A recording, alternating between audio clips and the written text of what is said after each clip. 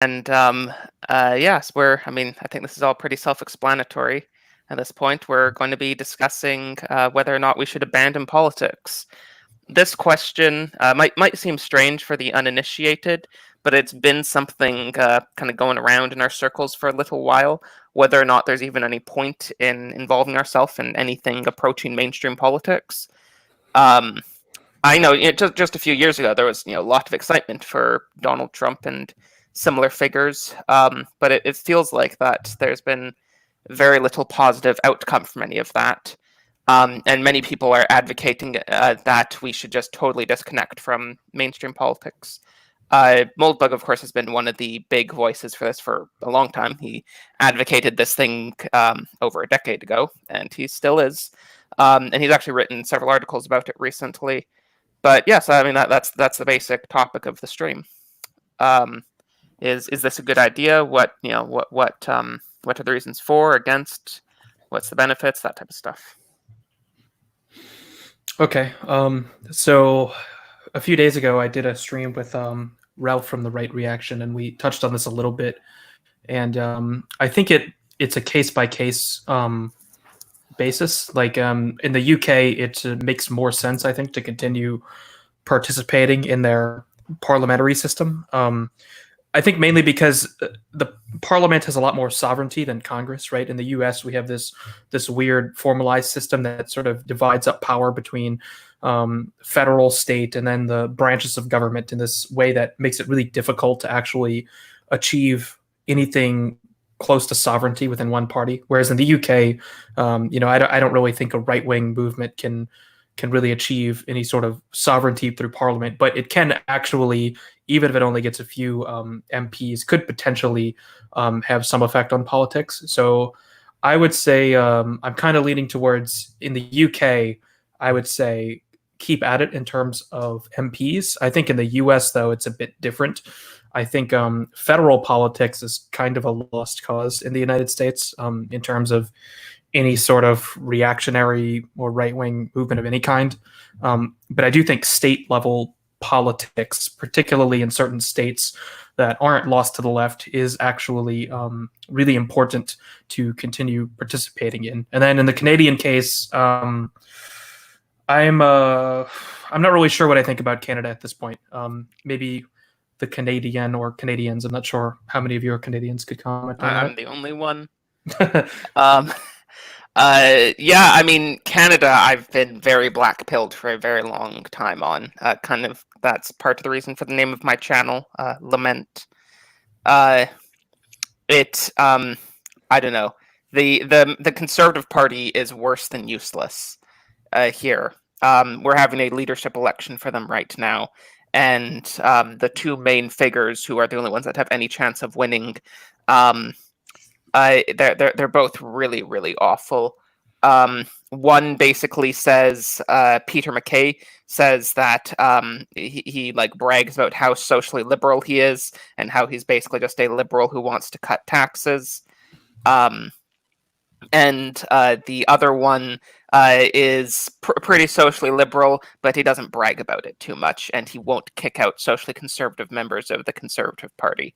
And there's no chance whatsoever of cutting immigration rates from anyone within the Conservative Party. I mean, at least in the UK, the Conservative Party has promised many times to cut immigration rates. They haven't. They're just lying about it. But at least they pretend that they want to do that. In Canada, there isn't even any pretense about that. The Conservatives just, they promise they'll keep immigration rates more or less the same to what they currently are. You say at least, but I think it's actually kind of worse that the Tories pretend that they're going to do anything. At least in Canada, they're a bit more honest about it. And yeah, I guess. I don't know. I just love it. We need to bow down to Cthulhu as he swims left. I just love that you have two options for your conservative leadership, and both of them are basically the same. Yeah, I mean, choices. Yeah, there's two other people that are a bit more conservative, but they have no chance of actually winning the leadership election. So, I actually did some prep for this stream. So not much, but just a little bit. And one article I found that was really interesting. I know a lot of people on Twitter have posted it already, but it's from the American Conservative, and it's called 2020 America or 1935 Spain. So of course that was interesting to me. But the subheader is what makes it like really stand out to me as important to this conversation. It says the left's campaign against religion and American history is making the right think illiberal thought. Based? And yeah. But is that based? Like, think about it. Is it based that, you know, they're burning our cathedrals, they're smashing our statues, you know, they're, you know, all the transgender stuff, and now we're at the point of thinking illiberal thoughts. Yeah, I see where you're going with that. Like, there's a little bit of a passion divide here that. Yeah, I mean, like the maintenance of law and order, like that's not some crazy right wing thing. Not having statues randomly getting smashed by roving bands of criminals is like the absolute like bare minimum that I would expect from a civilized society. Pronomiism is far right. Yeah, it's the concept of police is far right. Well, I think that's one of the reasons why, even though it seems, you know, very small potatoes and maybe even cringy at times, why it's important to try and talk about and spread neo-reactionary or other ideas as much as we can, because the right is so far behind in what it's even thinking about that it needs to be accelerated drastically to something that's more pronomian, whatever form that may take. And I think, you know, that's part of what we're doing here. I like this idea because there's going to be more and more of an option of this, where if we keep barreling in the direction we're going in, if Cthulhu just continues to roll along, people in the outer party, people with that boomer-con perspective, their narrative, their basic ethos and story that they have is going to basically collapse. Dave talked about it already. The Constitution story has collapsed, and anybody that doesn't think it's collapsed is just not paying attention. They're going to become more desperate. I'm thinking of even more politically ambivalent libertarian kind of people. They're going to be more desperate in the face of chaos. So that's going to open up a possibility for maybe countercultural, you know, under the bridge reactionary ideas to start flowing in without them even thinking explicitly, oh, we're going to go full reaction, blah, blah, blah. Yeah, I mean, one thing I've noticed over the last maybe year or so is that I would say the libertarian community or Austrian community on that kind of centers around a few YouTube personalities has definitely become significantly more neo-reactionary and maybe even already were through dint of being Hoppian or something like that. But I definitely see this transition happening into something beyond just libertarianism. Not that they're abandoning Austrian economics, but that they're becoming more, I guess, aware and interested in implementing certain neo-reactionary concepts in their thinking. Right. In the face of chaos, increasing chaos, the conservatarian, you know, modern is going to start thinking about, they're going to start noticing the connection between order and liberty and the confluence between those two concepts. They're going to start noticing that. And, you know, what you're saying is probably right. Yeah. And I actually just before the stream started saw a clip from Kanye West's campaign rally from yesterday or the day before, whenever that was. And this wasn't one of the most. This wasn't the ones that people were that was like being shared around a lot.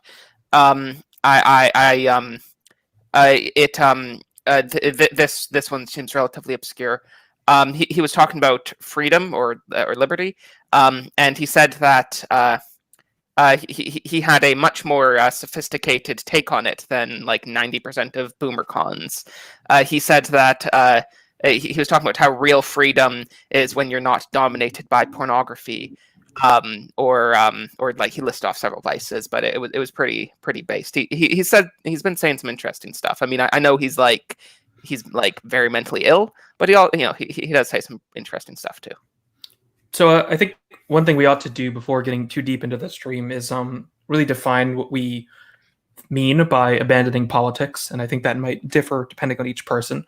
But whoever wants to take this, I guess, if you think of the concept of abandoning politics, what does that actually mean to you? Does it mean not voting, not campaigning, not being involved at all in politics? Yeah, I agree. That's an important point, because if your point, like, if the whole point is to say, well, don't vote, then why? Like, voting is a low cost activity. Yeah, I mean, you've got to research a little bit, but your needs on the internet. Most of you guys have the time and the proclivity to open a book, open a newspaper, and find out who to vote for. So the hard work is stuff most of us want to do anyway. So is it really just showing up? Like, is that the labor intensive thing that we're like, oh, we want to cut that out? If that's the case, then stop being lazy and go to the polls. So if voting is what people are saying that, we should cut out, I don't think that's the case. As far as campaigning, as far as running candidacies ourselves, I generally agree with that. I think there's there's much more of a cost benefit of analysis there. Generally, I'd say campaigning or running actually being a candidate yourself, those things are pretty much going to be out of your reach unless you have lots of spare time and lots of spare cash, which generally doesn't apply to most of us on the neo-reactionary web. See, to answer your question from my perspective, Charlemagne, I would say abandoning politics in this sense, and I might get into it later about the broader kind of view of politicking, but in this sense, abandoning politics means giving up on pursuing power and status in the current context of what we think hard power is. So we think hard power is Nancy Pelosi versus Mitch McConnell. We think getting control over the government means becoming part of the civil service, that stuff, etc. When really, and this is from a little book called Great Founder Theory by Samo Berja. He talks about how power sometimes in power competition, actual venues of power competition where there's serious owned power at stake, it's kind of hidden away and it's not very attractive, it's sexy to be in that venue. It's like being a Texas oil oligarch 100 years ago versus being in Washington, D.C. itself. So we need to give up the Washington, D.C. thing, because that entire system and strategy is built against us and built against our basic ideas. So that's how I would view it in terms of abandoning explicit politics. Yeah, but what does that actually mean as far as like what you're going to do? How do you abandon DC in your own life? If the answer is voting, I just think you're being lazy about actually going to the poll. If it's not campaigning, I mean, is serious campaigning something anyone on the neo-reactionary right does? Oh yeah, I'll give another thing other than, because not going to Washington D.C. and not becoming a candidate, etc., is kind of a thing that most people already weren't going to do. It's kind of lofty, etc. But there's also an aspect of it at the local level where, oh, I want to go and be part of a rally. I want to be an activist at community organizing, when really that's just a foot soldier kind of thing for the cathedral. It's more of a theatrical, I mean, Moldbug even calls it kind of, actually I wouldn't say that. It's just this kind of theatrical expression that doesn't really do anything except put put you up in the public square and put a target on your head. So that's a direct way where, you know, passionate people listening to this might want to act, but probably shouldn't. I agree with that. I definitely, you know, community organizing, I think there are right ways to do that, and I think that can actually be powerful. But as far as like going to rallies and especially like speaking at rallies, no one on here in their right mind should do that. Like there's just no reason to do it. Like, yeah, stay in your room, keep playing Minecraft, don't do anything, don't vote. Yeah. Go to Well, McDonald's. no. I No, mean, no. rallies are like one of the perfect sort of ghost dancing. I see this, you know, not infrequently, where you get some, and you get this both on the left and the right. You get some, like some cringe group of like 10 people, that are like, you know, the based, that are like some sort of like esoteric, like I don't know, integralist or something like that. And like we're so based, and we have the most based political ideas. So all 10 of us are going to go to the local town hall and demonstrate to prove how based we are. It's just stupid. The whole point of a rally is a show of force. And if you can't like show you have numbers, if you show, oh, I have 10 people on my side, all you're doing is proving that you don't have anyone on your side. So if you can't really turn out, then it's definitely counterproductive. But no, I mean the argument, and I'm not sure that I agree with this argument, but the argument from Moldbug and other people, Benedict, is it's not that like it's a waste of time to vote.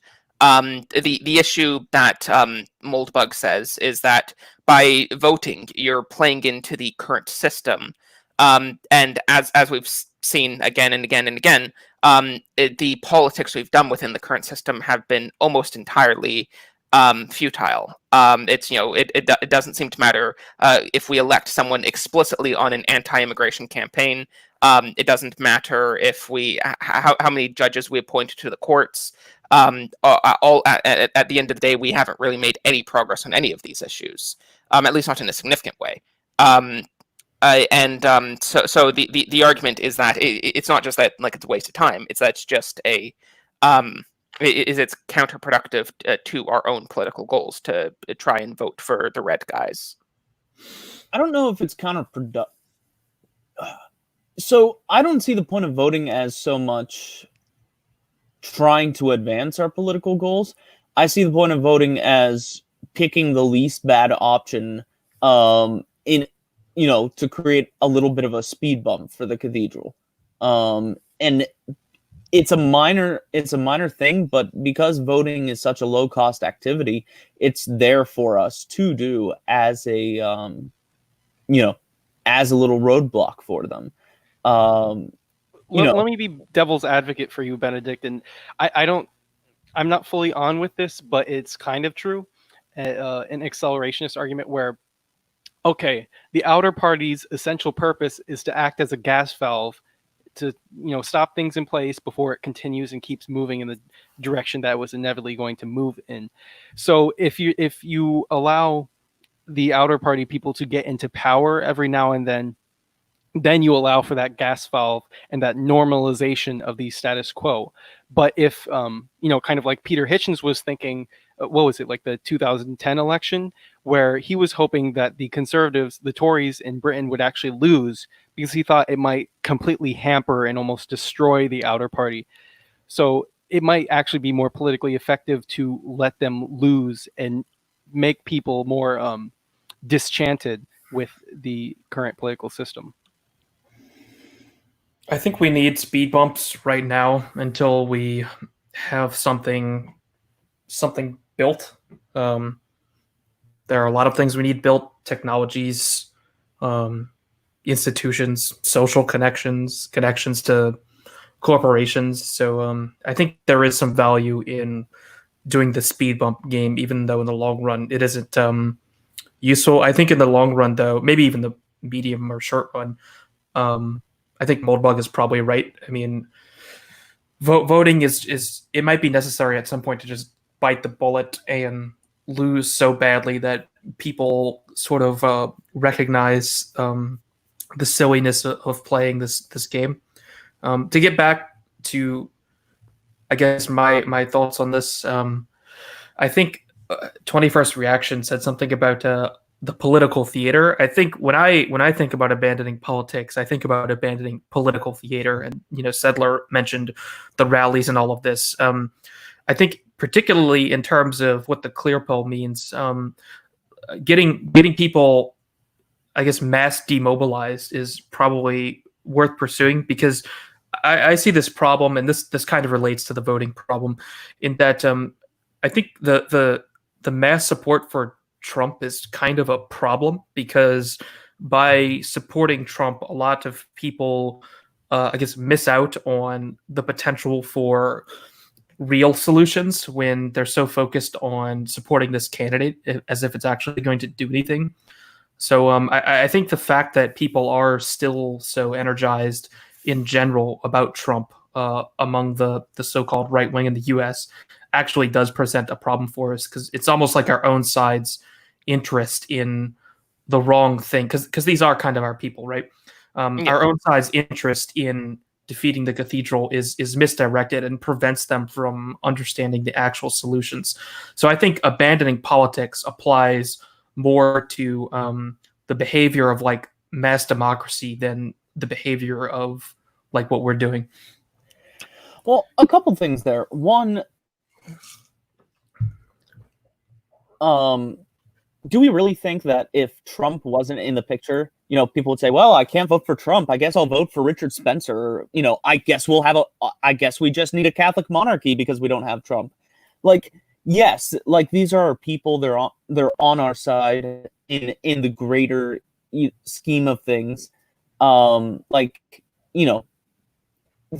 are the people that will end up on our side of the on our side of the guns. They're implicitly pronomian. They're implicitly pronomian, but it's at such an unconscious level that I just don't see this idea of, oh well, the Republicans didn't take the Senate this year, I guess we'll just have to have our reactionary revolution. Like I don't no such see thing. I don't see the mass of Republicans doing that. To me, it's not so much about supporting it directly, more like just stepping aside. I think stepping aside on the right wing would probably help de-energize the left as well. I mean, people have said that, I don't know that I necessarily agree with this, but I mean, even Moldbug has said that it would be better if Biden won this year, just because it would essentially, vacuum out all of the left's energy, because they would have their guy in there, and they still wouldn't get their progressive utopia or whatever. So I think it has less to do with these people supporting like these reactionary ideas per se, more so than it does them just sort of stepping out of the way of like some alternative power structure that could place itself. Like I don't think they'd necessarily be totally on board with some hyper reactionary new form of government, but maybe they wouldn't necessarily oppose it, right? Because there's a difference between there's supporting the government, there's sort of not necessarily supporting it, but sort of not getting in its way either. And I think that's probably the path we would hope most of these people who are more or less pronomian would take. I don't expect most people to support a reactionary government, but one would hope that maybe they at least would give it a chance if that space were opened up. I think part of this abandoning politics strategy is also because when we're thinking of contributing to politics, we're trying to appeal to demos, appeal to the masses in some kind of way to win hearts and minds, when really abandoning politics is about abandoning this majoritarian strategy. I mean, as NRX people, we understand that what matters in directing change in any society is the oligarchy, the elites. So appealing to rogue elites in a way that's not super exciting and fireworks as much as having giant rallies full of thousands of people, that's going to be much more effective in the long term. So here's our solution, because Benedict, I understand what you're saying, that people still need to grasp onto political activism. But what we can do is, okay, we don't have to do the theatrics of rallies. We don't have to do direct candidacies. So that saves, for all those passionate people that really care about doing something, they don't have to waste hours and tears and sweat of energy on that because it's not useful. So where do we put it instead? Well, why don't we take a broader look? And this is the important thing. Why don't we take a broader look at what politics is? Politics is not Nancy Pelosi versus Mitch McConnell. It's not the Senate. It's just power competition, the reality of power competition. So we can find other venues of power, because we understand that the explicit government isn't really the source of power. There's power in the media. There's power in the education system. If we accrue power by accruing wealth and connections and communicating with elite figures, that's going to be a much more profound effect that we could have long term.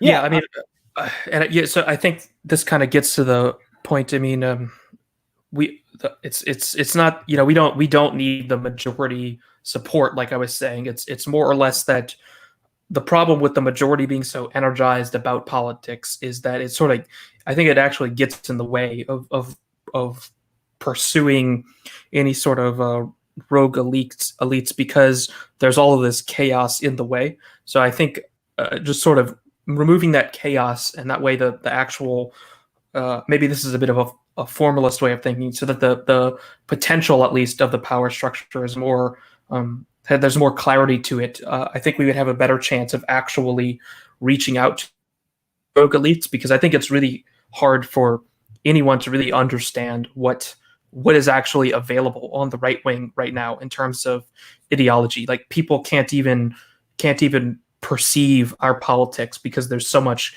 chaos in the center, in the way, on all sides.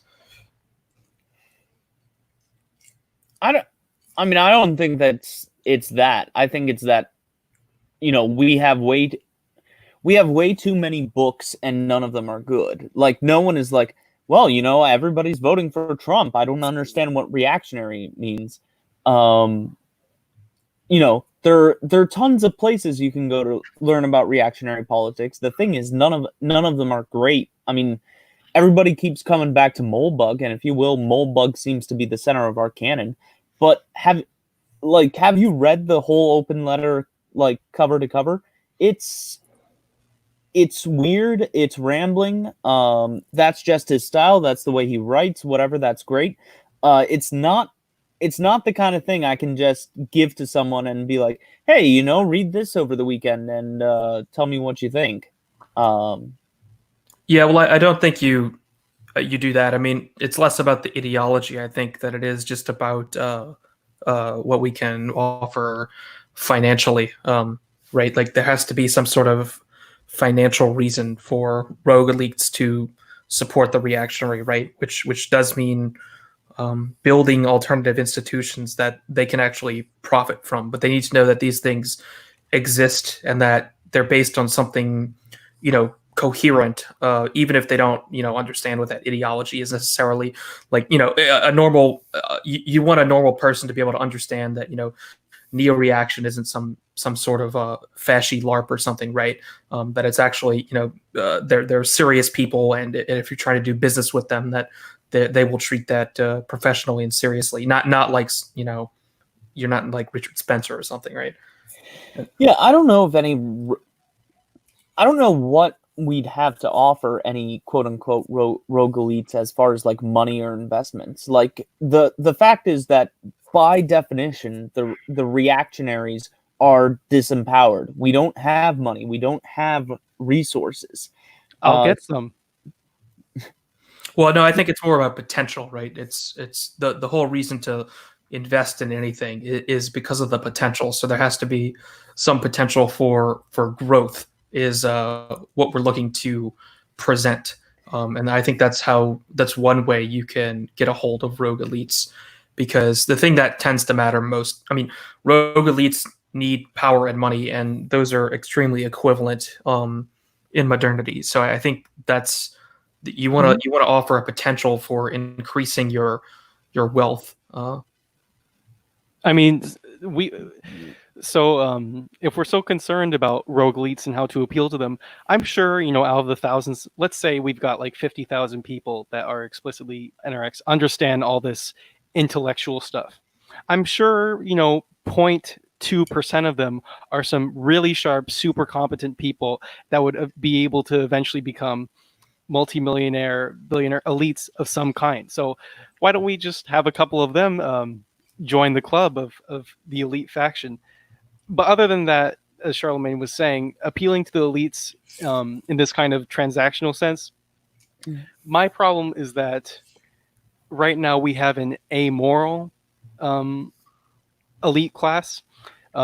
They're mostly moneyed. They're very vain. I mean, there was a point in time, several points in the past, where the elite, even though they were at the top and they had the wealth and the privileges, they also had this moral character, this kind of deep Christian or some kind of religious ethic that was guiding them. But the elites of now are just in this vicious cycle of power for power's sake, money for money's sake, continuously until I rule the world. I think, though, there is a small section of elites who we would recognize as both wealthy and moral, and I think the problem is that they don't see anything worth going to put themselves behind, like even in a secretive way that isn't like highly publicized, right? So I think there are incentives outside the purely financial one, right? Like there are probably elites who would like to increase the amount of money and power they have, not purely for self-interest, but for ideological reasons that are similar to what we have. But I think if I try to look at the current landscape of the right wing from this perspective, and if I were one of these elites, and people didn't necessarily know I held these views, but I wanted to involve myself somehow with anything that looked like a reliable reactionary venture. It's hard for me to imagine like what I would see out there in the landscape that would actually fit that bill. So I think we don't have money or power or anything like that, but we need to try and figure out how to bootstrap something with a small amount of resources that looks like it could have potential to grow into something much larger and stable with the correct backing. And cough, Peter Thiel. I don't know about Peter Thiel, but I mean that's kind of in the vein what I mean. I've been watching him recently. He seems hungry for, a kind of transcendent right-wing story about the future. And I'm talking about the long-term future, how he could contribute to that over the next century. He's hungering for that, and I don't think he's had an answer from anyone. And maybe he'll be one of us one day. Yeah, and I mean the problem with this, right, is okay, Peter Thiel has a lot of money, but I guess people don't realize how far money doesn't go these days, like how expensive it is to build and maintain large scale companies. So even if you're Peter Thiel, you don't want to just hand out money to right wing randos, basically, even though you have tons of it, because ultimately what you're looking for is to maximize your potential by choosing the right thing and siding with that. So I think it's a matter of like demonstrating competence and not just sort of like hoping for a handout, because that's not going to happen, right? Peter Thiel's never just going to randomly start supporting, like he could use the strategy of just support everything and hope that something springs up, but that's actually not a particularly good strategy. I think he's people like him are going to be looking for real competence, which can only be demonstrated materially through actually creating something reliable. So the problem I see here is that, like, definitionally we are excluded from doing that thing, like to show competence and to grow materially in wealth. And people are like, oh, get a skill. And it's like, yeah, but I mean, that's not what we're talking about here.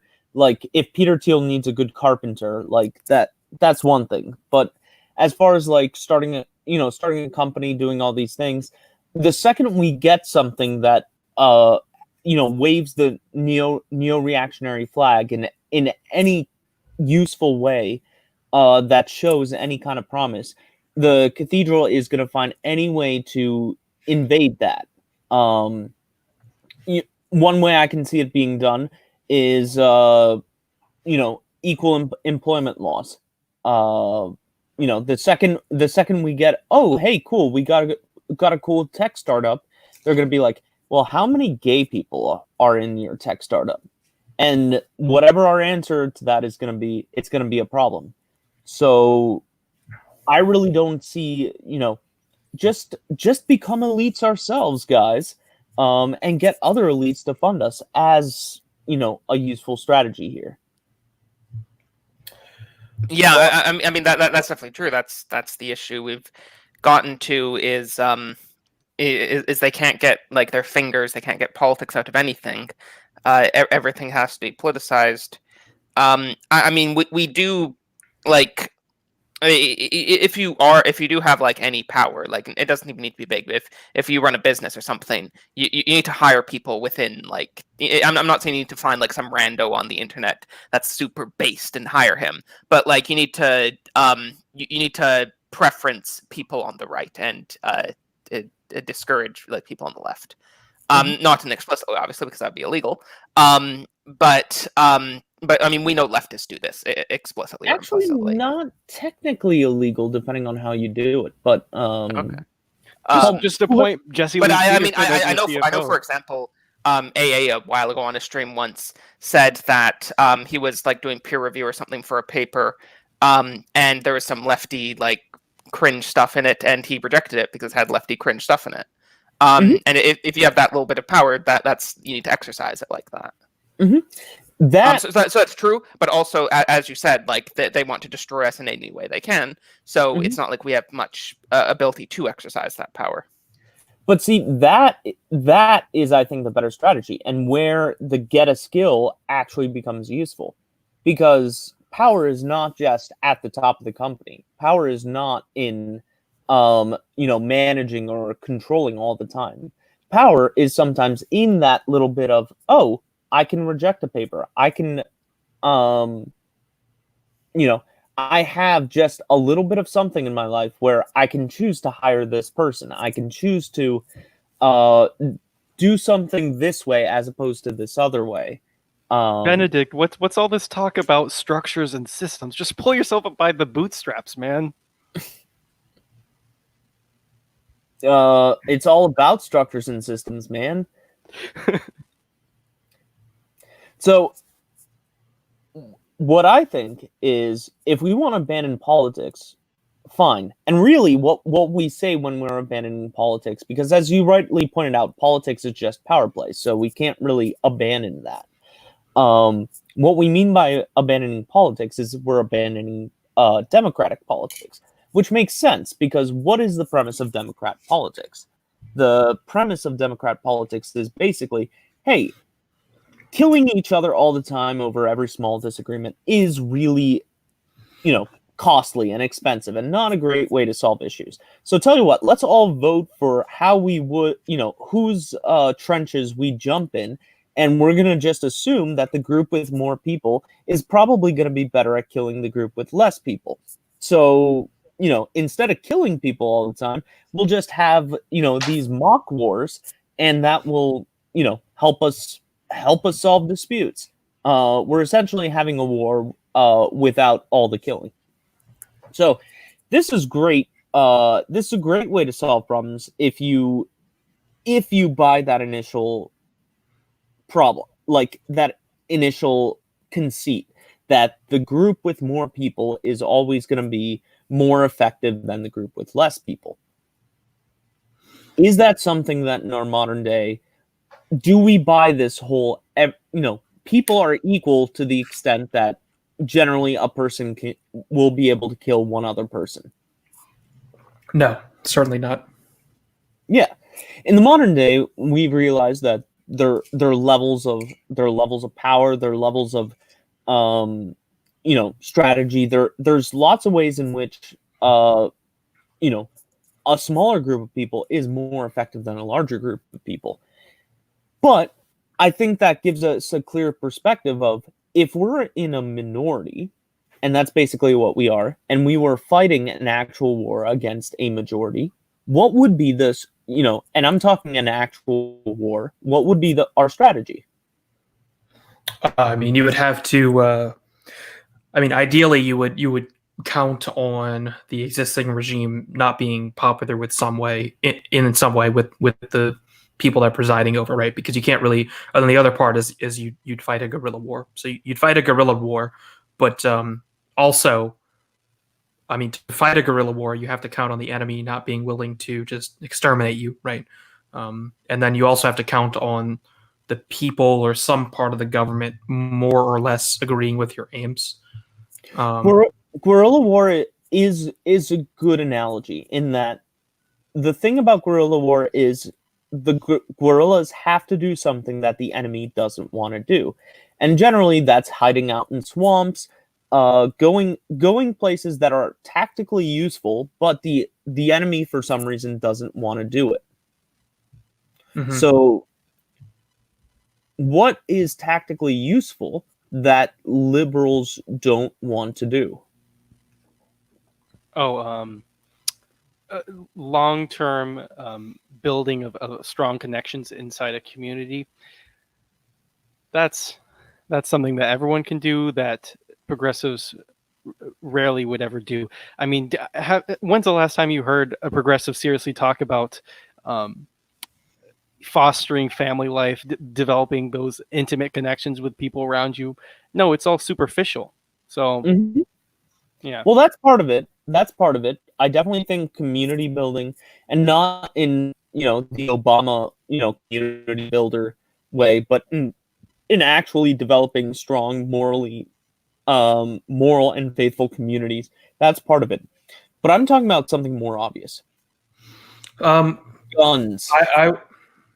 And I don't mean I did that for effect, but the reality is the power of the liberal order depends upon its military. The military, the police forces, the National Guard.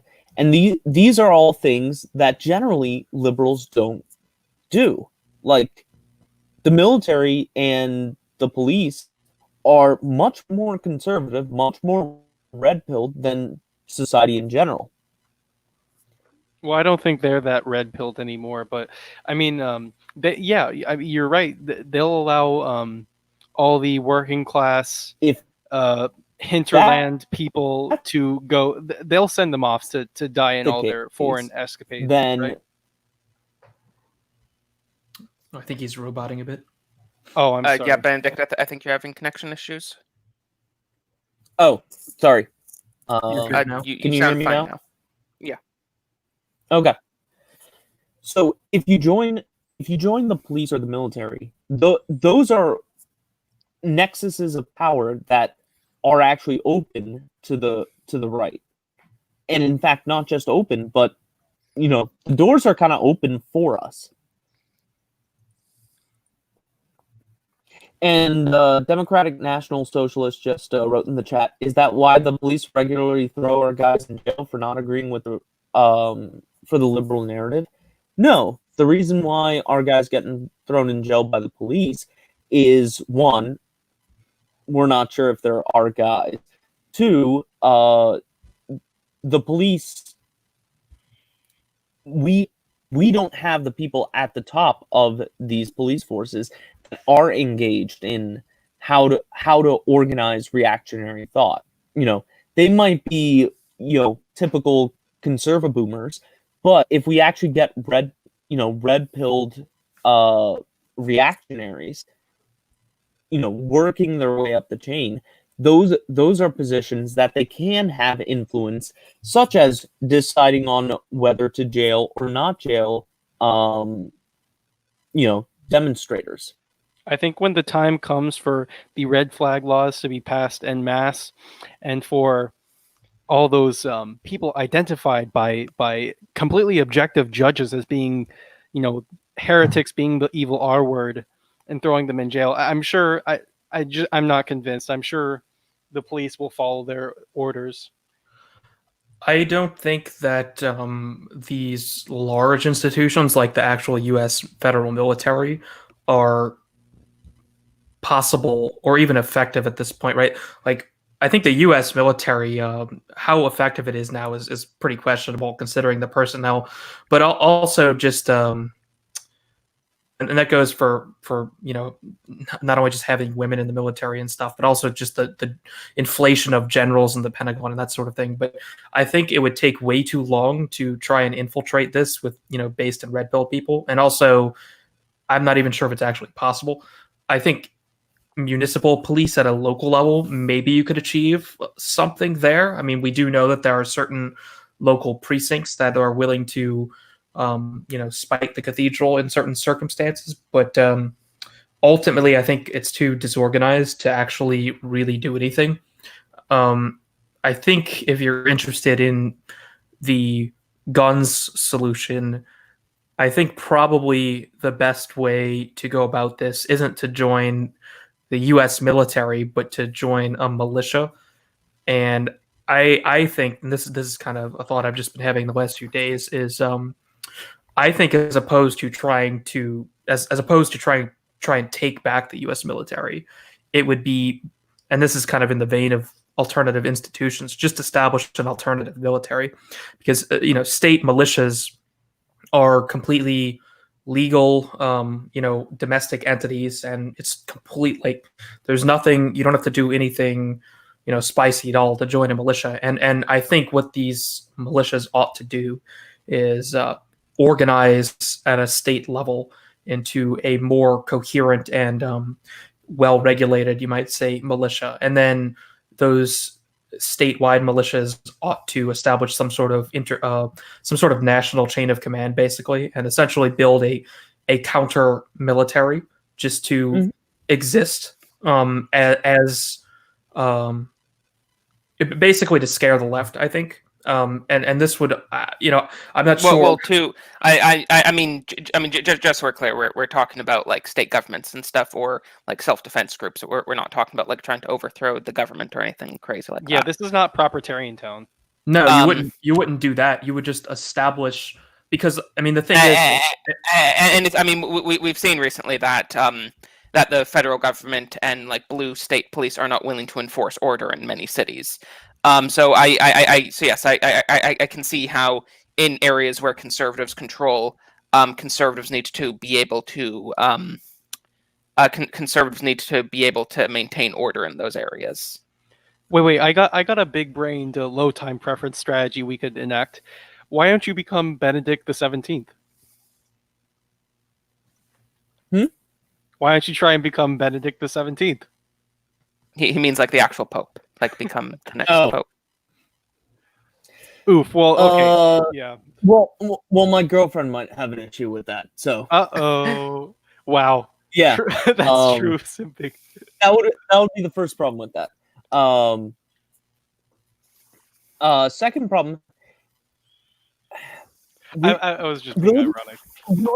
No. I get it. I know it was a joke, but I'm gonna be autistic and actually like because that pivots to another non-political option. Religious communities. Obviously people who are called to the religious life, like whatever God calls you to, go for it. But one of the problems with them is that they're in a sense disconnected from society. Even the ones that say, "Oh no, we're with the people," you're really not. Like,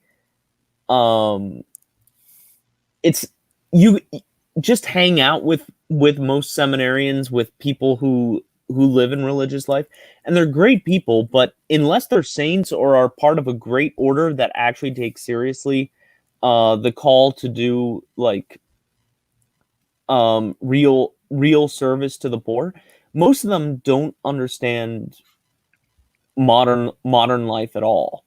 And in some ways, that's part of the charism. That's part of what makes them holy, but it doesn't make them effective, in a sense, political activists or activists for our cause. Here, which is, I have a possible interpretation of a religious solution in the political sphere to our problem, and really to try and give a different answer for you, Benedict, on how we could be active politically. So what I've been thinking of recently is, you know how Reagan had this political fusionism of the libertarians and the evangelicals, etc. Well, I think what might be more effective is, because obviously electoral politics is a meme, is if we got the people that we have now, got the elites, you know, maybe someone like Bishop Robert Barron or whatever, collected those people into a network that would become a cultural undercurrent. If you think of the reactionary, and Moldbug was talking about this in a recent essay he's been emailing around, the reactionary is really about your relationship to time. Are you do you have the bias of ad tempus? Do you think the present is the best time? Or do you have a passport? Are you a citizen of basically all eras of history, deriving ideas from those things? And really, our story that we have is that better solutions, more true solutions to the problems we have now, can be derived from things like medieval, early Christianity, as opposed to the Enlightenment and Reformation theory. So if we are able to foster a cultural undercurrent with some major media figures, some major religious figures who are sympathetic to us already, we might be able to form a kind of Christian countercultural kind of undercurrent thing, possibly in some way similar to Christians in China, although I don't think it would be that far yet. It could be something like that, and that might be an actual way to red pill these boomer Christians without them knowing it. Because so ignore the the Unitarians, ignore the progressive Christians that are really just egalitarians and universalists in disguise, and appeal to those people that are actually committed. I want Christianity in its truest form possible. And if we give that to them, because we're in line with the true long-term history of Christianity, if we give that to them, then we might actually be able to red pill people and have enough of a countercultural following. So I mean, that's my take, my strategy in terms of cultural strategies. I mean, it still just seems too dependent on these elite who, in some way are supposed to like see some kind of hope in us and, just be like, you guys have so much potential. I will give my elite status to you. Well, maybe, it's not so much of that. It's more about convincing them. Like, if we know the people that are essentially sympathetic to us, that if we're able to get in the right situations, talk to them, they should be the ones that understand that, maybe the large media apparatus that's literally satanic is not my friend. Maybe all these universalists that don't even care about the church are not my friends. And maybe these people that are talking about, basically like the Thomistic ideas that I espouse all the time. Barron's like, I'm such a Thomist and everything. Well, here we are. This is more in line with what you actually espouse and believe. So, come with us. Yeah, but what's it going to take for that to happen? Like, I mean, Barron doesn't seem like an idiot. Like, he's seen what's going on. Like, is he just waiting for personal invitation from the neo reaction or no, what? I think he's I mean, to get specifically on him, I think maybe it's subconscious. He's scared of the large swath of people in the church hierarchy, the other bishops that are just full on with this anti native population BS and stuff. I think we need to understand that these elite figures, Peter Thiel, Bishop Barron, all these people, they're not magical superhumans. they have 24 hours in the day. And so if we think of someone like Bishop Barron, okay, he probably has meetings, he probably has scriptural studying, he probably has his media apparatus that he commits his time to. Do you really think these figures have time in their day to think about something like the racial situation in the U.S.? That's something I don't think Bishop Barron has time to think about. So if we bring in, if he realizes, oh, these people are sane and they're not insane, and they're telling me a story that makes sense but contradicts what most of the people in the cathedral are saying, I don't know, that might actually change their mind at the very least. I mean, it might personally change their mind, but like you said, they're not superhumans. They have 24 hours in a day, and they have masters above them, and they might be fearful of retaliation. So they're not, they might say, "Well, that's a very nice story. Thank you for telling it to me." Well, we gotta take this step by step, right? We gotta start with addressing the problem that, okay, we have a bunch of elite figures that might be sympathetic to us, but they're all boomers and they don't really understand what's going on, and they need to be red pilled. Well, we can get to that point first, and then we can think about what to do with that network later. It just seems to me that if we're pushing this as an alternative to politics, politics as normal, because politics as normal doesn't work. The promise for this seems to be dependent on the same kind of premises that politics as normal requires. Yeah, so I think we're probably still too focused on solutions that involve lots of people doing things. I mean, even what I was talking about before is still kind of based on, I guess, sort of mass action, which doesn't really work. I think it's a lot easier than you think to bootstrap yourself, particularly in the technological space. I mean, one thing you can just think about here in order to realize this is, you can ask yourself why there's not a left-wing version of Twitter or YouTube or whatever. And I mean like an explicitly left-wing one, right? It's, because obviously we understand that many left-wingers are unhappy with these platforms because they perceive them as, supporting racist, whatever they say. Like Trump is still on Twitter, right? So even though we understand that they're left-wing, from their perspective, the mainstream platforms aren't. So why don't they build their own? This is another thing the leftists aren't actually willing to do, is build their own thing. You see this with Chaz, right? It's purely chaos. When the left is always just going to leech off of whatever is provided to them rather than construct anything.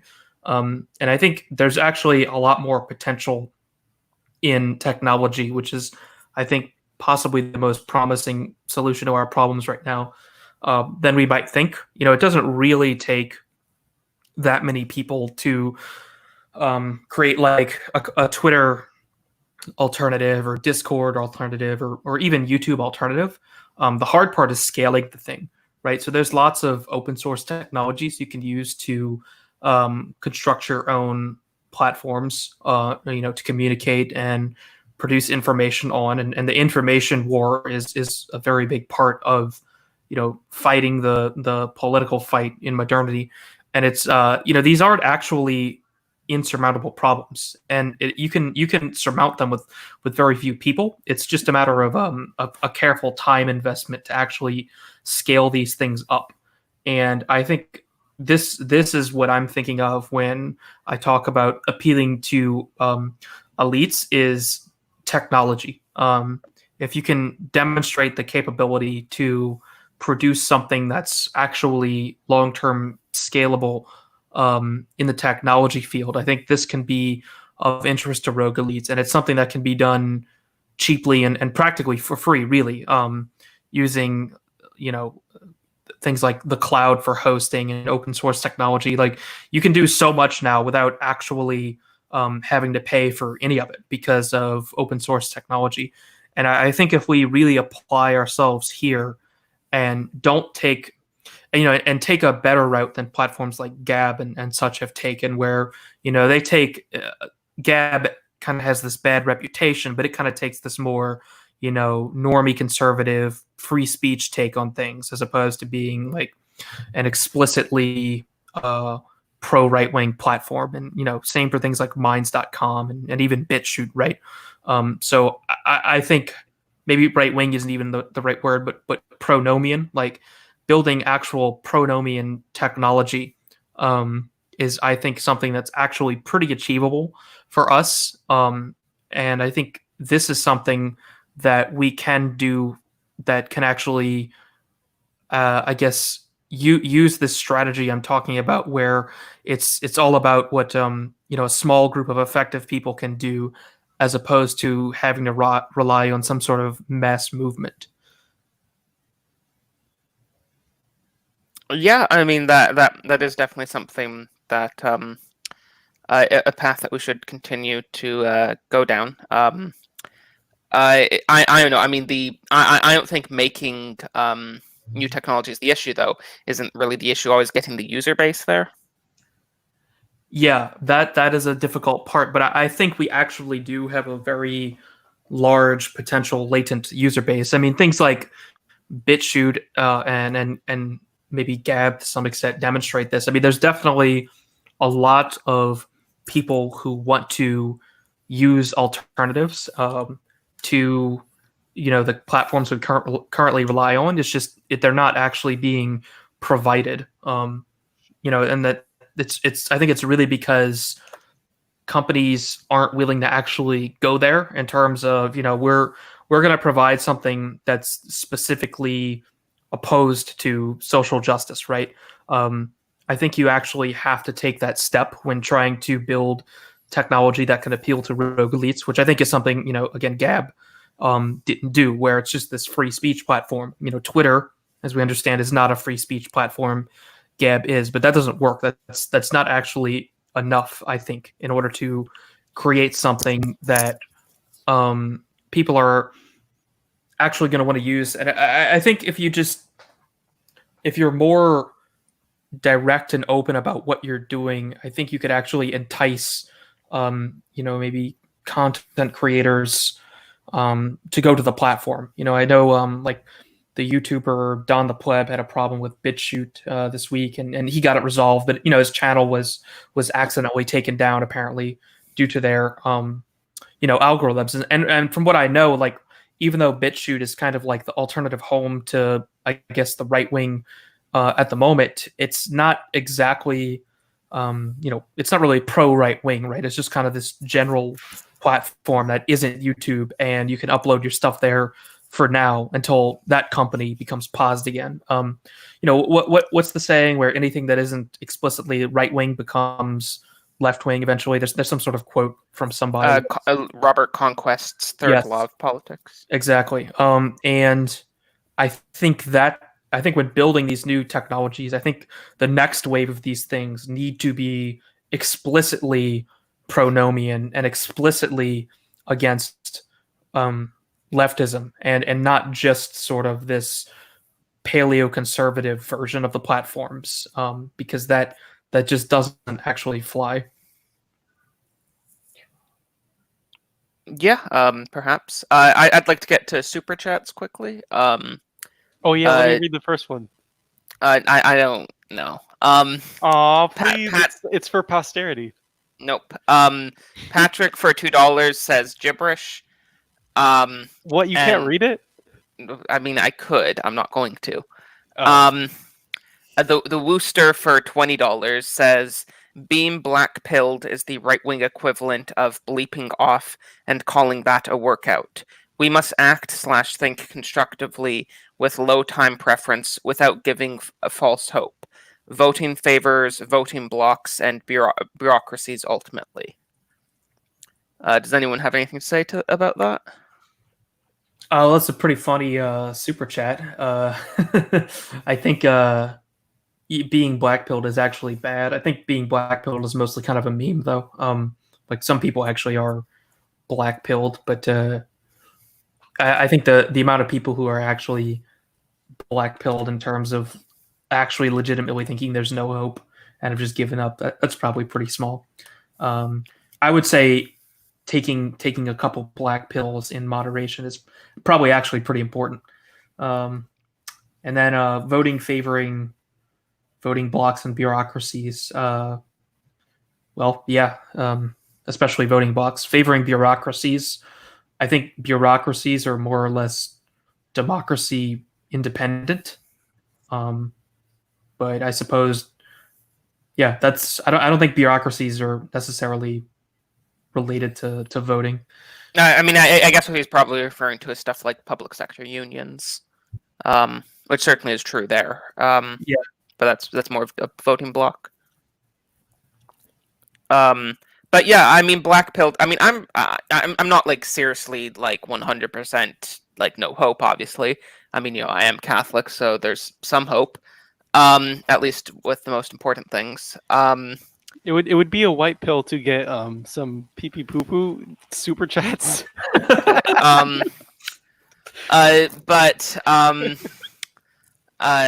Mute. But no, yes, I mean, I'm pretty black-pilled. I'm not like entirely black-pilled. But yes, I think it is important in moderation, at least to, I guess, kind of like Hegelian synthesize the pro-political engagement / anti-political engagement thing. My ultimate takeaway would be that we probably do need to continue to involve ourselves with politics for now. I do somewhat agree with Moldbug in the abstract that the most devastating thing the Republican Party could do would be to abolish itself. But the fact is that's not going to happen anytime soon. So the choice we have is either like, does the Republican Party get a few less votes, or does it not get a few less votes? Is really what is our choice. And getting a few less votes is not going to get it any closer to abolishing itself. While getting a few more votes might be able to get us, buy us a bit more time, get like slightly more free speech stuff. So we can just not get censored and thrown in jail and stuff, or sued or whatever the left is trying to do to us. So I do think it does benefit us to, at least somewhat, and at least in some countries, to have some political engagement. But on the other hand, I think it's, to get back to the super chat, I think it's important. I think it's important to be black-pilled in the sense of understanding that there aren't going to be any political solutions anytime soon. One of the things that annoys me the most from boomer cons is their constant perception that whatever problems are going on are from whatever the most recent left-wing whoever the most recent left-winger is. It's like, Trudeau's destroying Canada. Canada was going great until Trudeau got here. Or like Joe Biden's going to destroy America. America was just doing great, no problems, and then Joe Biden's going to destroy it. Like these problems we're having are very deep. They've been going on for a very long time. I think it's important to be black-pilled in the sense of realizing these are very deep problems. And it's important to be black-pilled and realizing there isn't going to be any sort of quick political solution. But that doesn't, and that we perhaps should limit our political engagement, but that doesn't mean that we should cut it off entirely.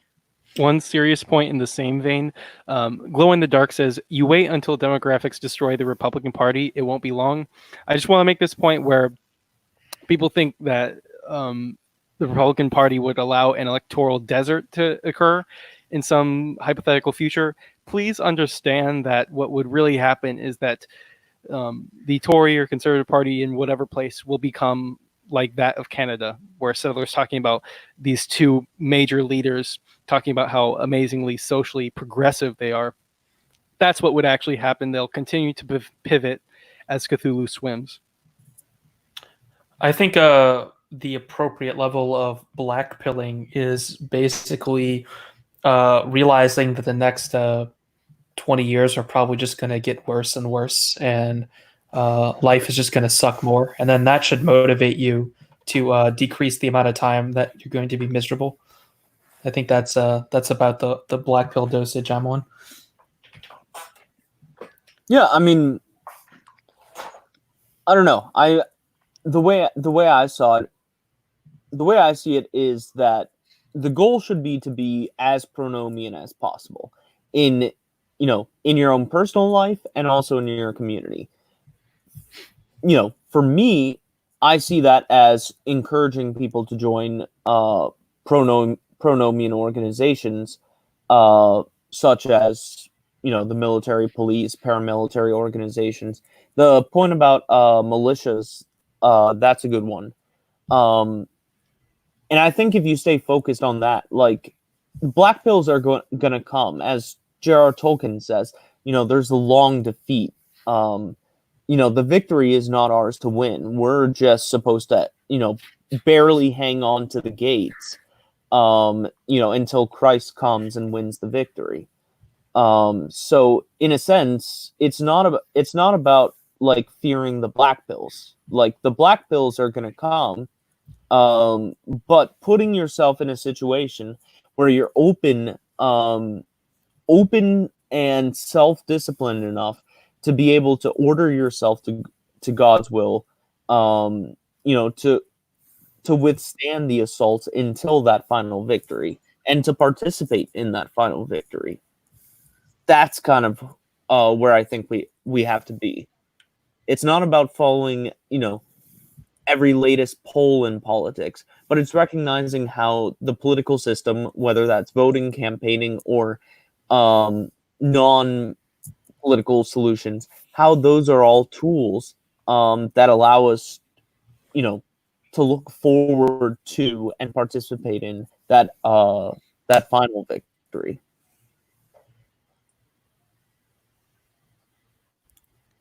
Yep. Well said.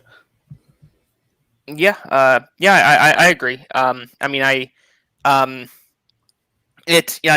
guess the true horseshoe is the like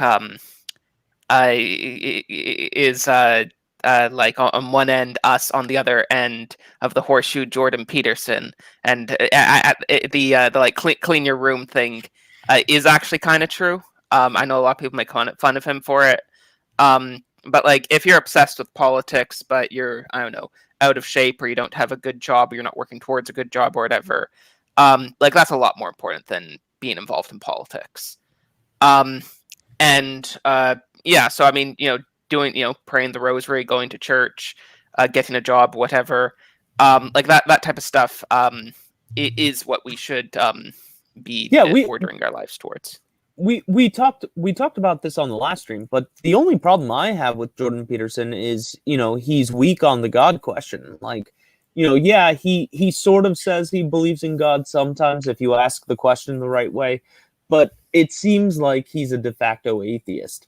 And I think that's the problem with his ideology. At the end of the day, you're just cleaning your room to clean your room for Jordan Peterson.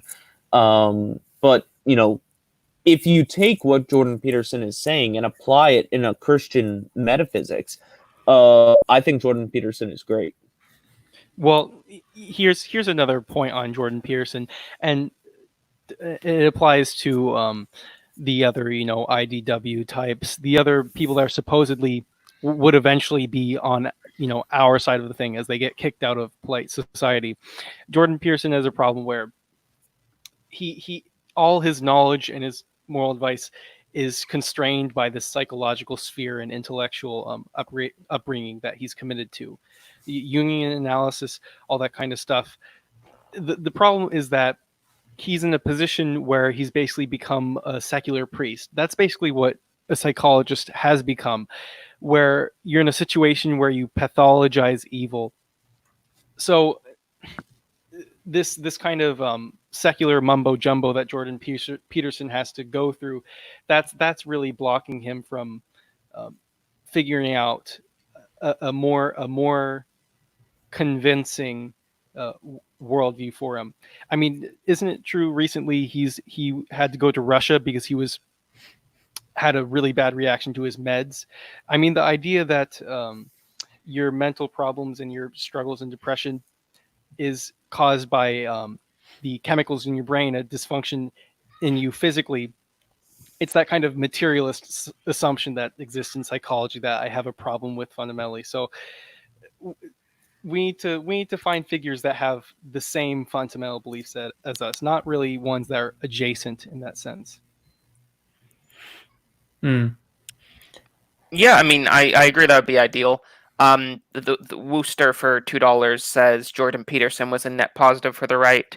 I mean, I don't know. I agree. I mean, I've met several people that I know fairly well that say that like that they seriously improved their lives in various different ways because of stuff Jordan Peterson said. In particular, I've met several people that said that they became Christians. Or they became Christians again because of Jordan Peterson, which is funny since he seems, as you said, Benedict, he seems to only adopt Christianity for utilitarian purposes. But yeah, I don't know. That's my point. Yeah, I'm not a huge Peterson fan, really. I mean, I don't even like. I barely ever watched his stuff. I don't find him that interesting. I just think the basic like clean your room message is positive. Yeah, I think it's fair to say he was a net positive, even though he's kind of cringe at this point. I mean, the whole intellectual dark web is pretty cringe, but even so, it's still possible to be a net positive and not really even be right wing. I mean, I don't even think I would consider Jordan Peterson right wing, to be honest. Even though I would say he's been. Well, I mean, he at least used to explicitly be a social democrat. Yeah. Okay, this might be a little supports free speech. This might be a little beside the point, but we've used that word cringe a lot, and this is just something I've been thinking about the last couple of days.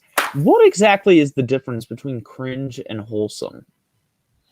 Like, obviously those words can be used differently, but when you think about the main meaning, doesn't cringe kind of like we talk about boomers being cringe, like, and what we mean by that is some kind of naivete. That I'm not even sure there's more than just naivete that leads to someone saying something silly. Well, maybe there's a kind of LARPy aspect to it where it's like, oh, you think this is wholesome, but you don't really like even truly understand it itself, or something like that. You think you're this, but you're not. Mm-hmm. See, if I don't know, it sounds weird, but I think if someone were to sit down and think about it for a while and actually figure out what exactly is it that distinguishes cringe from wholesome, I think we'd be halfway there to our answer about how do we create like a neo-reactionary art or aesthetic. Yeah. I think neo-reaction is kind of cringe by definition, honestly. I mean, yeah, Moldbug's kind of cringe, but we love him. We love him. I think cringe is, I think what 21st Reaction was saying, there's kind of a LARPy aspect to boomers that make them cringe. Like, I guess they're almost like ghost dancing wholesomeness, because I think, they kind of do activities that, from our perspective, look wholesome, but when you, I guess, really examine their general lifestyles, I don't know, maybe they're not really very wholesome. They're kind of just,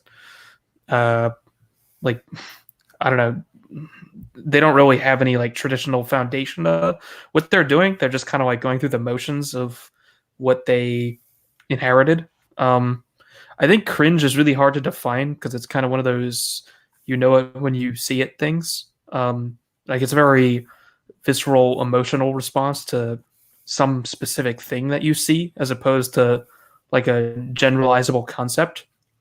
I mean, I think a key part of when we refer to things as cringe in a political sense, at least, I mean, it is primarily just like a sort of gut reaction, but I think the primary thing that it refers to when we use that word is that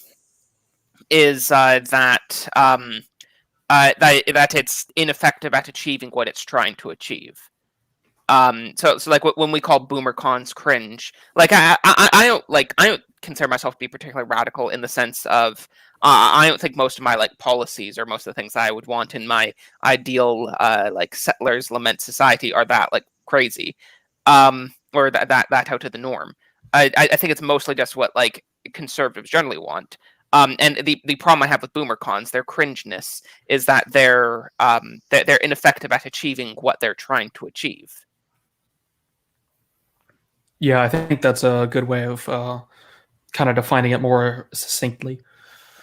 Yeah, I mean, not only are they ineffective at it, it's not just that they're ineffective at it; it's that they think they're effective at it, but they're ineffective. Yeah, actually, so I think that applies even beyond politics, right? It's just this concept of like thinking something's good or cool and it isn't, and being really, really serious about it. Like it's almost like the more serious you are about doing something that's wrong or ineffective, the cringier it is. I'm actually I just happened to see this tweet from Armored Skeptic of him like doing this cosplay as Winter Soldier, and like it's supposed to look badass, but it kind of looks pretty lame. And I think that's cringe. I'll link it in the Look, chat. a big clear pill for us to take is to accept that no matter what, they'll think us, ranting about Jeebus, those Brahmin, high-minded, college-educated progressives will think we're so low and so cringe for engaging in such nonsense. The true clear pill is to accept that some people will think you're cringe and they don't matter. Yeah. Just learn till you carp. You definitely have to not care about being called cringe to some extent. Because I think there is some overlap with wholesomeness. Like I guess from the other side, wholesomeness probably looks cringe, but that's kind of just like because everything has been destroyed and broken for them, and they've never known something that was whole and wholesome, literally. Yeah, so I guess if you're being called cringe, just consider who it's coming from and how many people are saying it.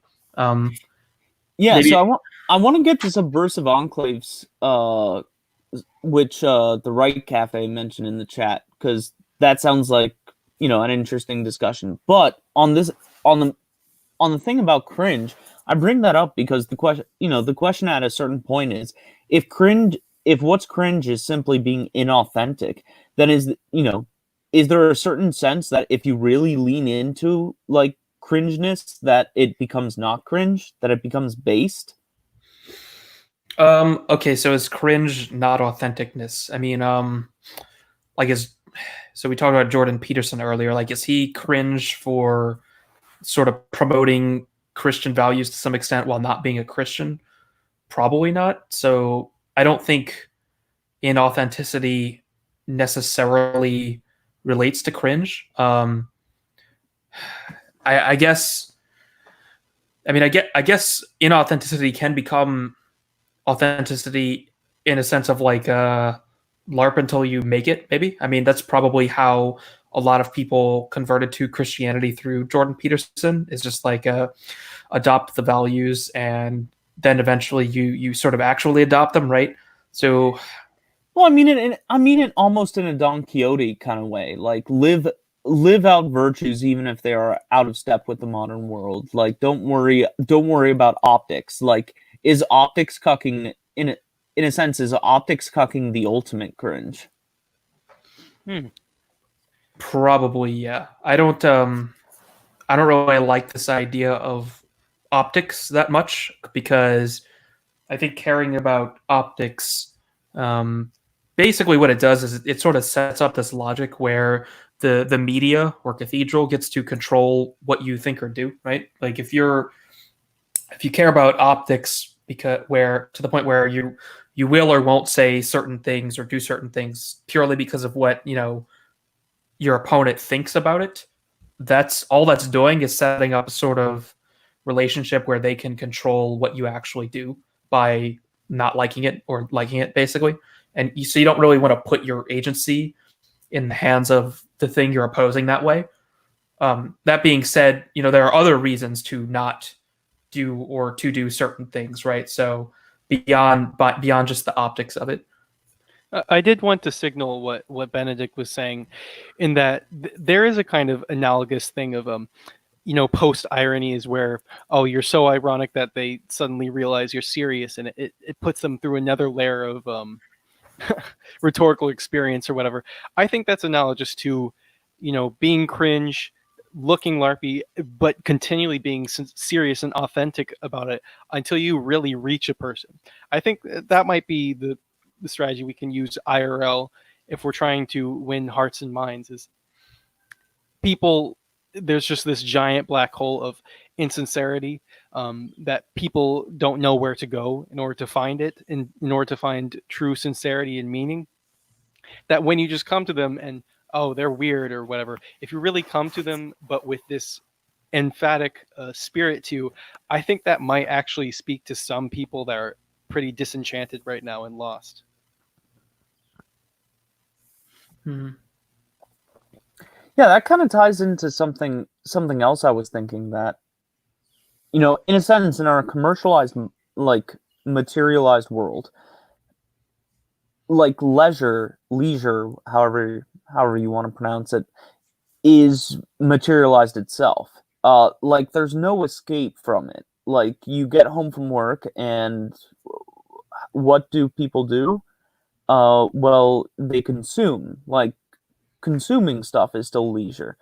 And even if you want to be better than that, not consume, well, just get a hobby. But if you're gonna do a hobby, like, get paid for it, like, turn it into a hustle, or at least make it something you can put on your resume. Like, everything has to be quantified and turn into some kind of materialized experience. And I think this is exhausting and kind of dehumanizing for people. So, maybe, like, in a very post-irony sense, like, one of the ways to evangelize people is to be, like, the rest away from that. Like, find a way to reach people where you're essentially providing some kind of comfort that's not just another form of consumption. Because I think that would be much more valuable to our rogue elites than trying to provide another product. If we can find some escape from materialism, in a sense, we talk about LARP until you make it.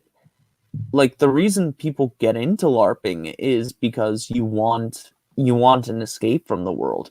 What's a good LARP for materialism, in a sense? How do you LARP away from from a culture that has turned everything into numbers?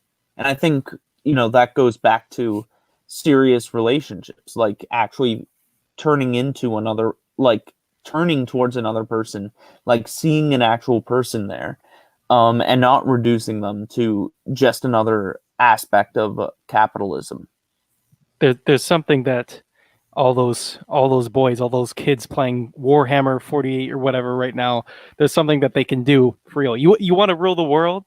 I'm guessing you guys want to rule the world and take it over or whatever.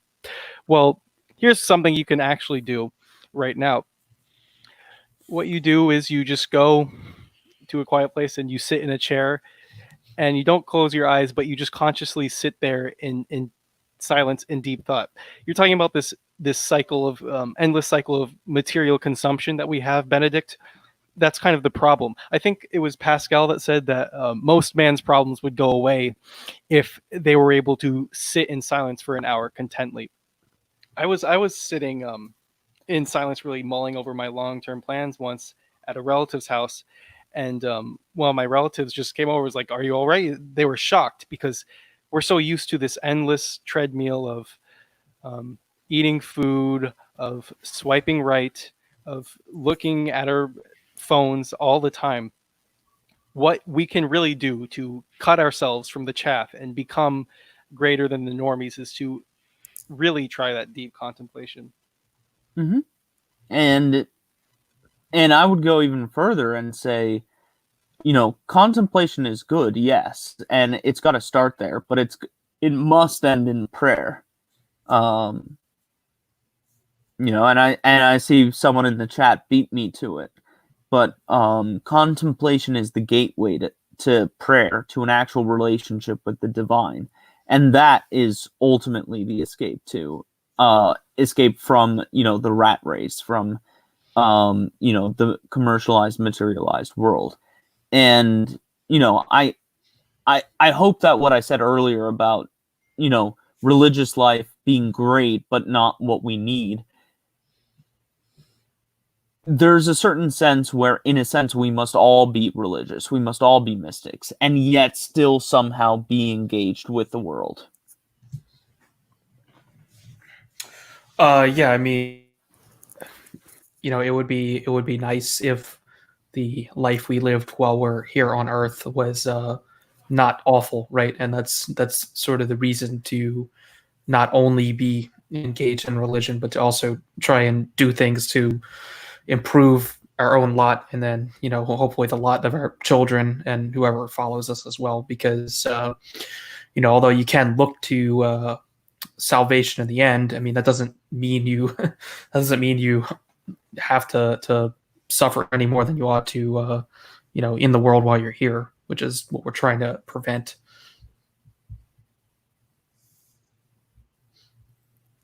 Well, that's not very based and penance pilled of you, Charlemagne.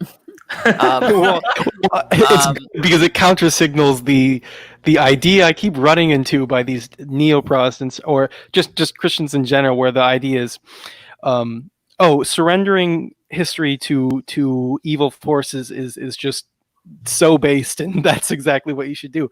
No, it's good to actively resist. There's one comment in the chat, and this I shouldn't even engage with it, but it's just so annoying. Until Catholicism becomes more hardcore and stringent, I have no use for it. It is just guitars, folk singing, and effeminate priests right now. That comment really sort of like sums up the issue we have here. I'm not Catholic because Catholicism's based. I'm Catholic because it's the church that Jesus Christ personally founded. And Lost Boy, you clearly have a materialistic view of this. I'm sure you think you're some based right winger. You have the identical view that Jordan Peterson has on religion. Your view of religion is that if it's not based, if it's not working for me, then I'm not going to be a part of it. If you think Catholicism is wrong because you don't think its truth claims are correct, then that's fine. But if you think Catholicism's wrong because it's not based enough, then you are the problem. I'm loyal to the church because it's the church, not because of what it can provide me. Catholicism is based because the truth is based. I mean, if you're going to complain about, some left-wing priests and happy clappy stuff, well, perhaps they're not doing it in the full expression it's meant to be as. That doesn't mean just giving up and going away, right?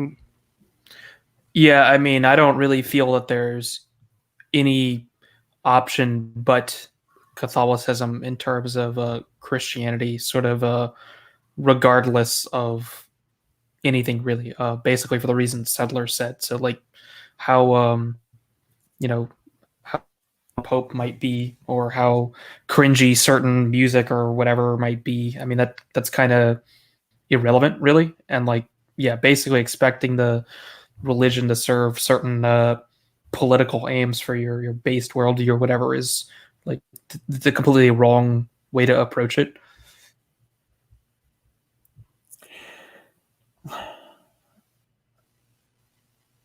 I mean, sorry, no, you, Benedict. Yeah, I got a couple thoughts on that. One, I mean, I want to affirm, like the guitars, the folk singing, the effeminacy. It's good that you just I don't want to make it seem like everyone's piling on Lost Boy. So I'm coming to his defense here.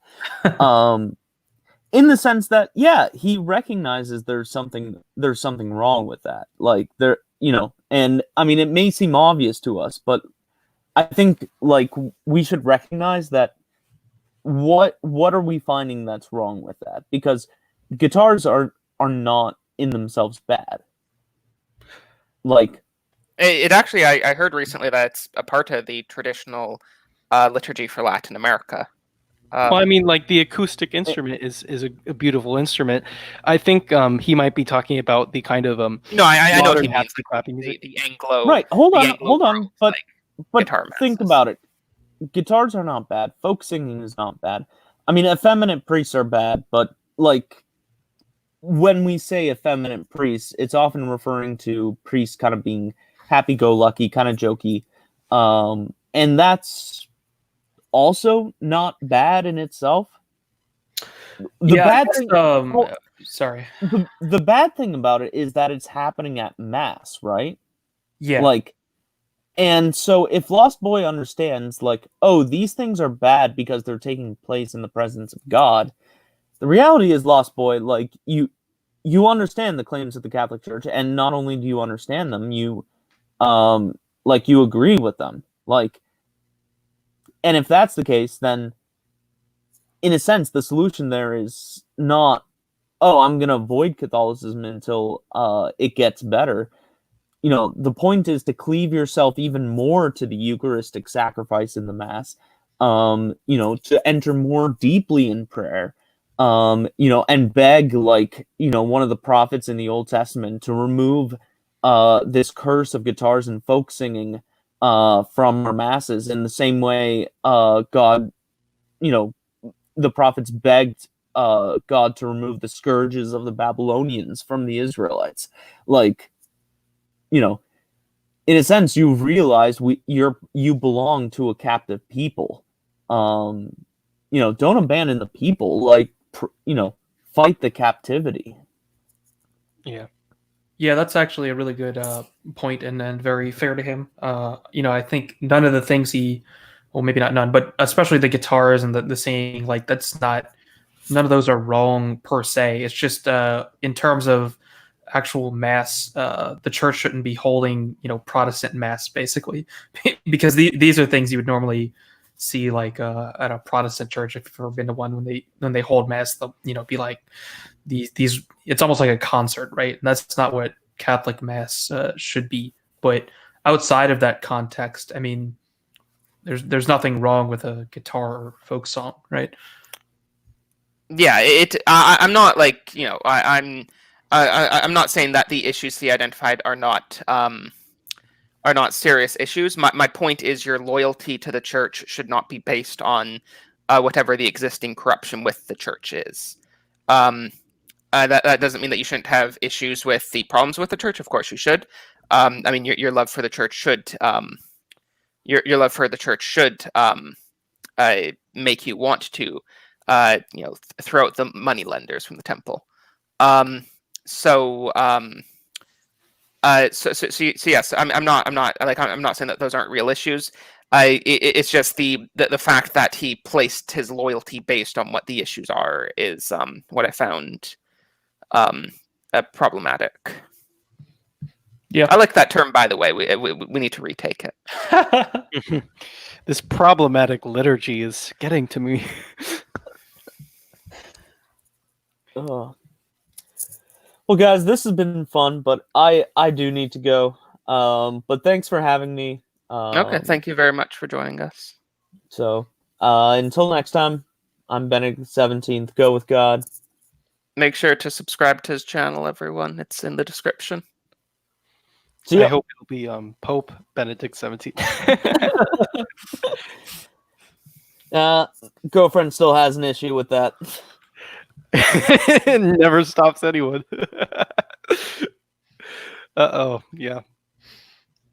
I actually saw a I forget what this subreddit's called, but sometimes you see memes posted from it where it's some kind. I think it might be the relationship advice one, but you know, it's hard to tell if it's a real story or not. But some young woman was like asking Reddit for advice on whether or not she should be upset that her boyfriend decided to leave her and go become a celibate monk. I thought that was pretty white pilling, honestly. Yeah, that was a really Chad story. To give a bit of an overview of it, the girlfriend, what she said is her long-term boyfriend was a history major, and I think he had a master's. I think he might have even had 2 master's degrees. and he was from a Catholic background, and he was really fascinated in medieval monasticism. And she didn't realize that he was considering becoming a monk, and then he just kind of dropped it all on her at one point. And he was talking about how washing machines might be evil. His citation was unfortunately an Anglican quote unquote priest, absolutely null and utterly void. But still pretty based. I remember one thing of substance that she commented about it. It's like over time they were talking about, they agreed on a kind of dissatisfaction with the material world, and it's like how we should be separate from it. And she said something specifically where we both really agreed on that, connected on that, because we're both very left wing. And I just find this interesting kind of I think Skellington, someone from Discord, was saying it's a kind of Gnostic idea where the left is kind of Gnostic, but I enjoyed it as a little horseshoe. Yeah, I didn't realize that bit was in there. You do see these moments sometimes. It is very weird how you find these proto or even just kind of outright reactionary ideas on the left. I do think that most of them aren't really convertible in any expedient sense, but it is interesting to sort of see unironic horseshoes like that. I think that little tale actually kind of relates to the topic, though, in a sort of amusing way. Like, if you're going to abandon politics, like, it probably should be for a reason like that. Like, that is a pretty good reason to not be involved in politics, right? Like, literally becoming a monk. But I do think in general, voting is actually not really very much of a opportunity cost. Like, it really doesn't take that much time to vote. I think the opportunity cost of voting is trivial. I think the only reasonable argument against it would be if you buy into to like Moldbug's argument or similar people's argument, that it's actively harmful to vote. Not just because of the opportunity cost, but because of like reaffirming the system. Which I'm not saying I agree with that argument, but that would be the only argument against voting.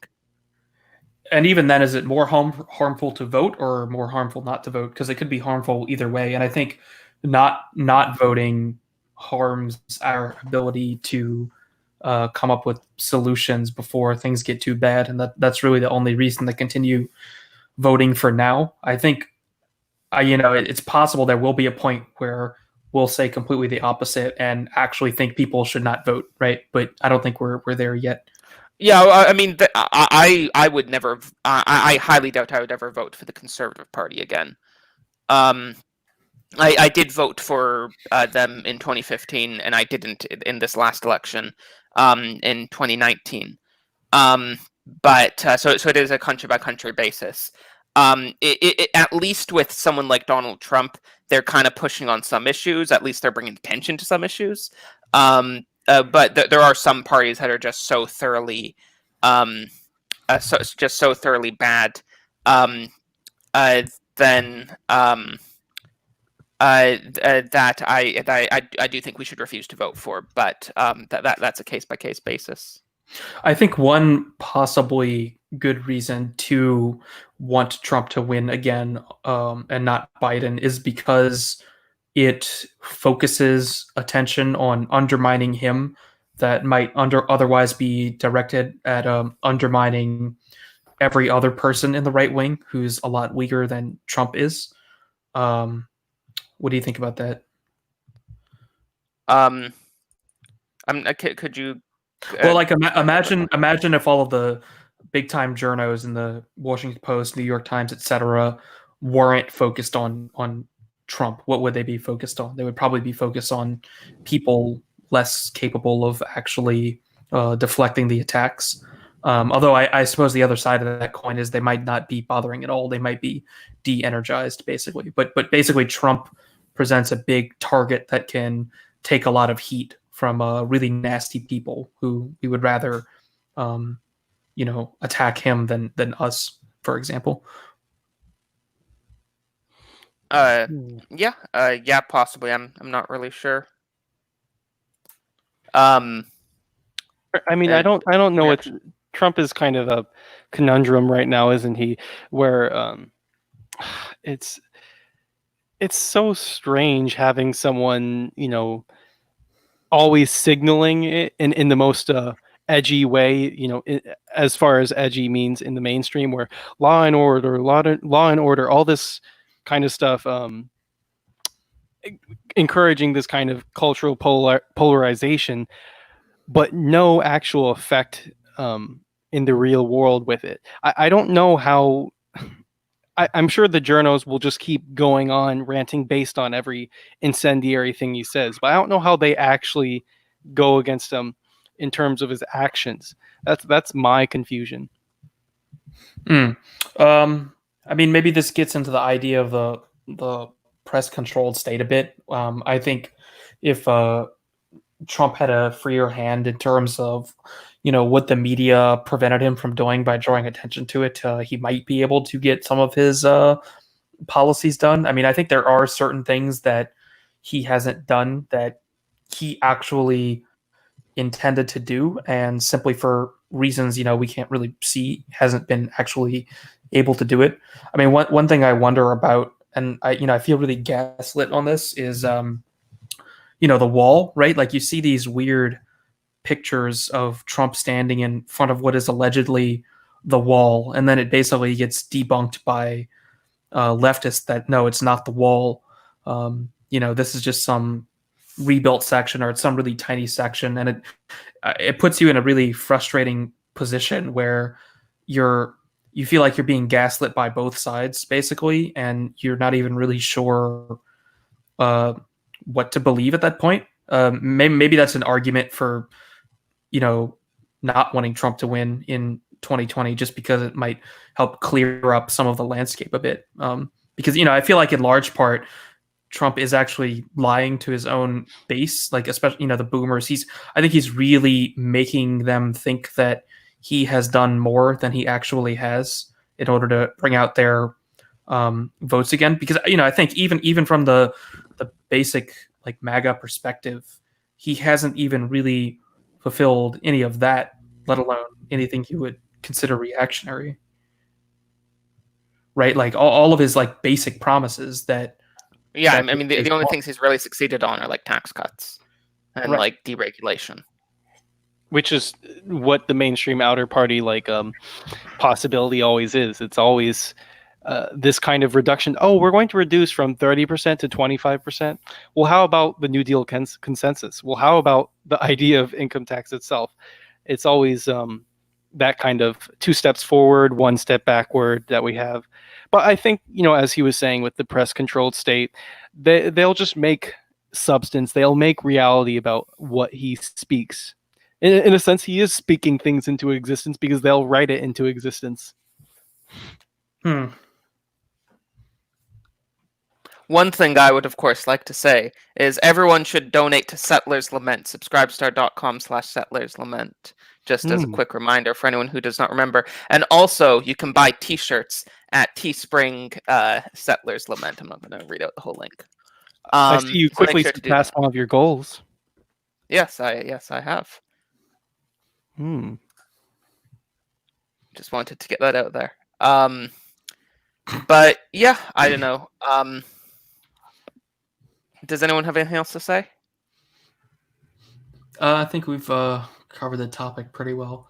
I would clarify that in terms of what we were talking about earlier with militias, you definitely shouldn't do. I wasn't saying to do any active opposition to the government or anything like that. It was more about just being taking part in generally pro-nomian activity, right, and not Fed posting. I see. Like rifle clubs. You mean like that, right? Yeah, that sort of thing. Just remember that the most effective and immediate thing that you can do is get off of Minecraft and establish connections with the people around you. Be more intimate with the people you really know and you are close to. I agree. But yeah, thanks everyone for joining us today. And yeah, make sure to subscribe to Reaction and Benedict and Charlemagne and me. And make sure to donate and join my Discord server. Speaking of which, I'll be in my Discord server afterwards. So anyone that wants to can hop on. Cool. Bye. See you.